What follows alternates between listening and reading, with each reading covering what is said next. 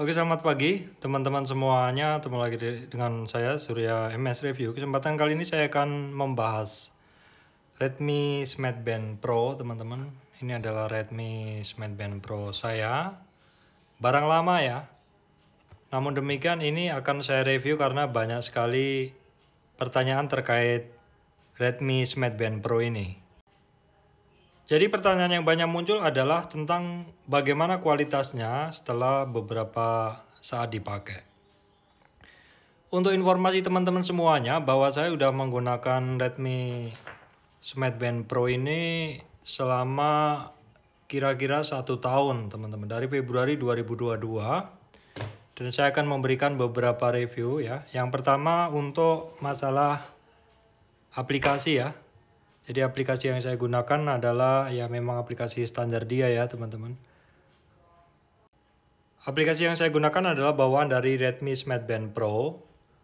Dan untuk aplikasi ini memang ada beberapa kali update ya teman-teman, beberapa kali update. Aplikasi sendiri enak digunakan ya, enak digunakan. Cuman kadang kalau terlalu lama kita nggak sync atau tidak sinkronisasi, dia akan cukup lama untuk sinkronisasi seperti itu. Aplikasi sendiri sangat membantu bagi saya untuk ngecek ya, terutama detailnya untuk sleep ya teman-teman. Di sleep ini saya bisa ngelihat secara detail saya tidur berapa jam dan heart rate saya berapa pada saat tidur. Kemudian data-data lainnya seperti itu. Secara umum sebenarnya saya jarang untuk ngebaca aplikasi ini, kadang-kadang saja teman-teman. Namun memang kadang kita perlu aplikasi ini untuk mengecek dalam beberapa waktu, misalkan dalam 1 bulan ke belakang kita udah berjalan berapa kilo gitu. Selain itu juga aplikasi ini sangat membantu kalau teman-teman mau olahraga seperti jalan, lari, ataupun olahraga lain yang memerlukan GPS. Karena GPS-nya dari perangkat ini tuh nggak ada teman-teman. GPS-nya ini adalah ngikut dari GPS-nya HP. Jadi kalau mau jalan, counter untuk heart rate itu menggunakan alat ini, untuk menghitung langkah itu dengan menggunakan Redmi Smart Band ini juga. Namun demikian untuk GPS dia masih harus terkonek ke GPS-nya dari HP. Nah kemudian yang sering ditanyakan adalah masalah heart rate sensornya apakah akurat. Nah di heart rate sensor ini teman-teman, ini untuk pengukuran dalam kondisi misalkan kita ngukur heart rate kita secara langsung begini, dalam kondisi diam begitu, saya rasa memang cukup akurat dengan akurasi mungkin selisih antara 2-3 bit ya. Itu masih cukup aman dan ini masih udah pernah saya tes juga secara manual, dengan hitung manual juga hasilnya juga mendekati. Cuman yang agak beda dan teman-teman harus perhatikan adalah ketika kita gunakan untuk mengukur beberapa kegiatan olahraga teman-teman ya.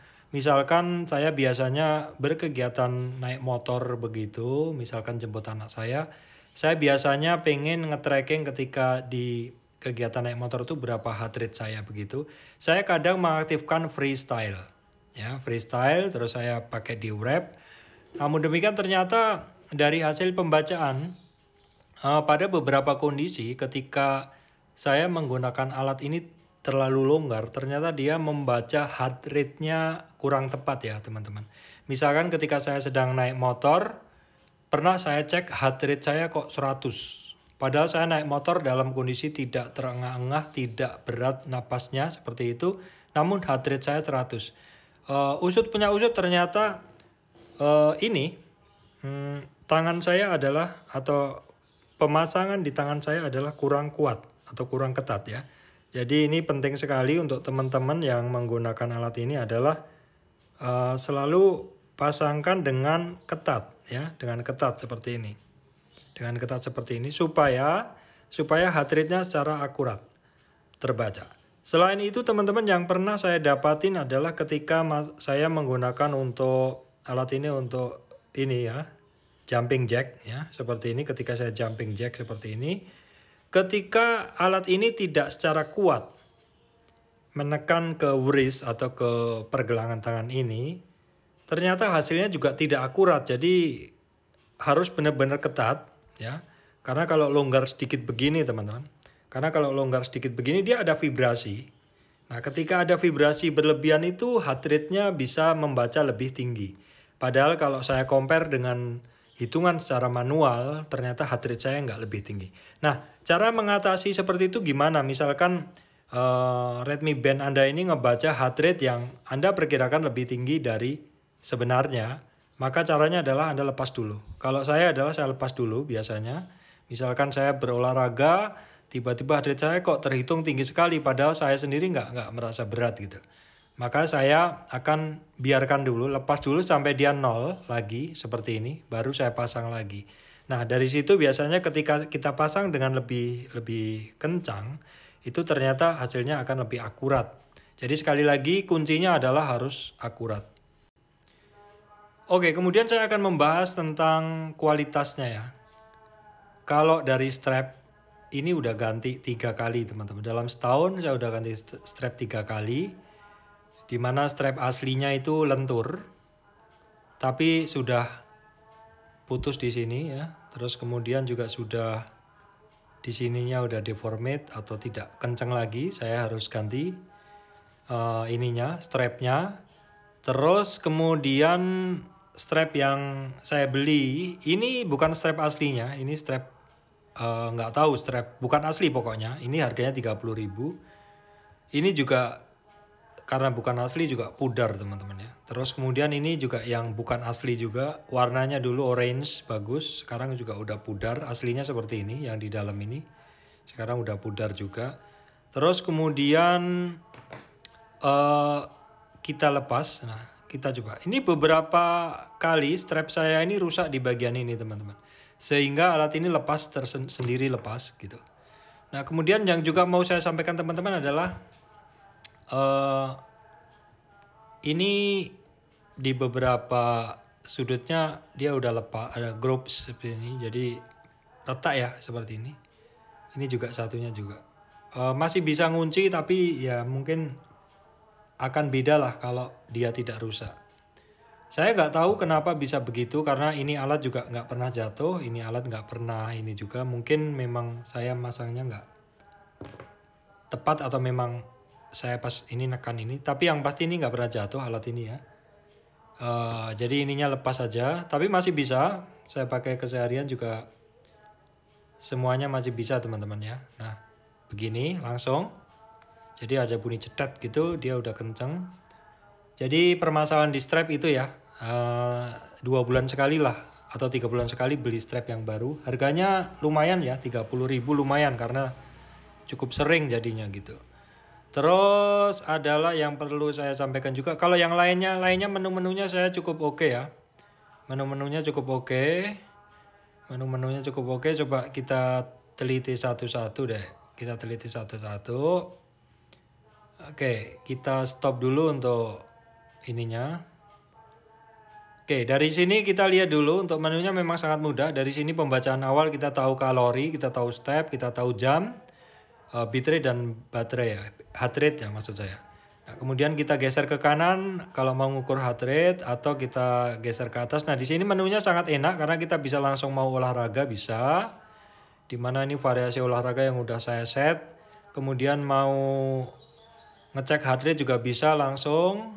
Ini kemudian ini adalah aktivitas kita apa saja. Terus ini yang paling sering saya gunakan adalah untuk mengukur tidur. Nah, untuk mengukur tidur ini menurut saya sih cukup akurat teman-teman. Cuman ya jadinya kita harus pakai jam ini setiap saat ya. Cukup akurat mengukurnya, dan ini paling sering saya gunakan teman-teman untuk mengukur saya itu tidurnya berapa. Yang menu lainnya ada ini statistik aja, nggak begitu perlu. Cuma ini nafas juga. Ini adalah exercise nafas, saya kadang gunakan, kadang enggak. Seringnya ngebantu saya untuk tidur lebih enak teman-teman ya, karena tidur lebih cepat. Karena dengan melakukan pernafasan secara teratur sekitar 1-3 menit, maka saya masuk kondisi rileks dan itu sangat membantu saya untuk tidur. Kadang bahkan 1 menit kurang saya udah tertidur ketika menjalankan breathing exercise ini ya. Terus kemudian yang lainnya ini remote jam, remote HP saya nggak pakai. Alarm saya nggak pakai. Center ini juga kadang-kadang aja, saya jarang, ini senternya seperti ini saya jarang banget gunakan.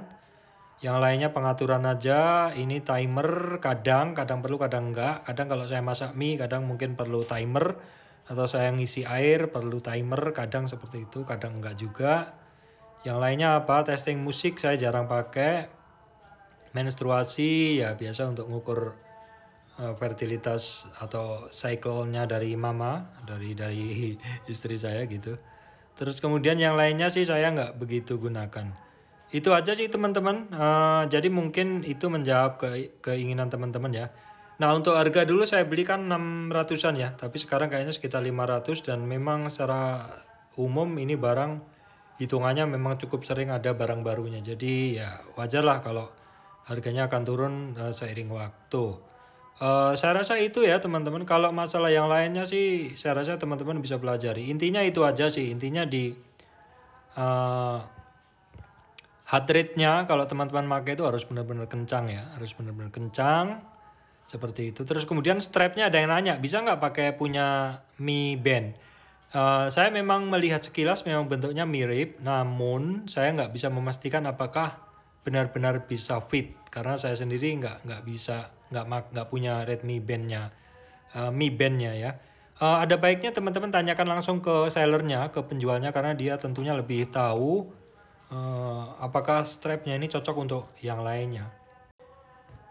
Oke, saya rasa itu teman-teman yang bisa saya sampaikan untuk update dari Redmi Smart Band Pro ini. Semoga ini membahas atau menjawab keinginan teman-teman. Apabila belum puas silakan untuk bertanya di komentar ya teman-teman.